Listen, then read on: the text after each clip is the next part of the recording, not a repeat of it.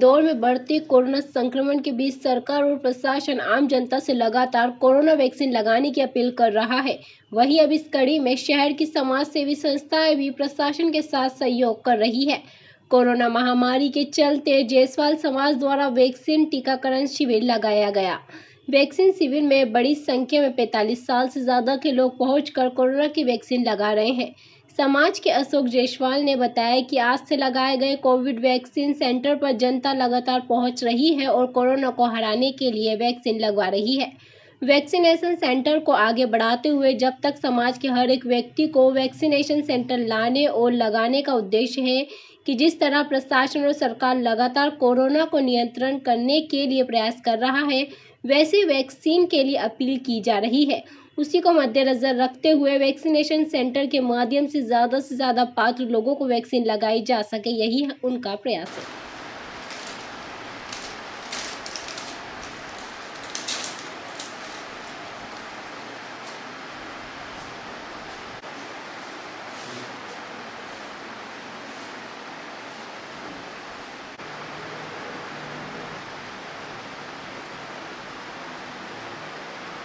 में लगातार कोरोना बढ़ रहा है और सरकार और प्रशासन लगातार कोरोना की वैक्सीन लगाने की अपील कर रही है। इस कड़ी में समाज सेवी संस्थाएं भी आगे आ रही है। आपके द्वारा भी जायसवाल समाज के द्वारा यहाँ पर किस तरह का वैक्सीन सेंटर लगाया करें, क्या उद्देश्य? देखिए, इंदौर शहर में हमारे समाज विभिन्न वर्गों में बटा हुआ है, जिसमें जायसवाल, चौकसे, सीवरे, राय, मोहरे, गुलेरे, अन्य प्रकार के लोग लगभग 1 लाख से ज़्यादा इस संसदीय क्षेत्र में हमारे समाज के लोग व्याप्त हैं। चूँकि शहर की जो भी वर्तमान संक्रमण की स्थिति है यह बहुत भयावह है और आने वाले 50 से 60 दिनों में यह शहर में कितना नुकसान करेगी इसकी कल्पना करना बहुत कठिन है। तो हमारे सब साथियों के साथ, हमने सामाजिक बंधुओं के साथ चर्चा की कि हमें जायसवाल समाज के माध्यम से भी हमारे समाज बंधुओं को शासन की मदद से निःशुल्क टीकाकरण अभियान का लाभ दिलाएं। तो हमने हमारा जायसवाल गेस्ट हाउस के सभी ट्रस्टी गणों से और इनके ऑफिस बियरर से चर्चा की।